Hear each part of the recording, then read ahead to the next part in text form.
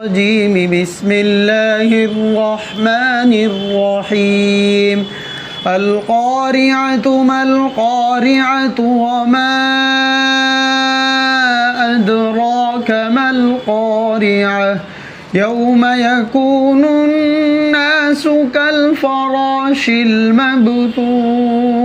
وتكون الجبال كالعهن المنفوش فأما من ثقلت موازينه فهو في عيشة راضية وأما من خفت موازينه فأمه هاوية وما أدراك ما هي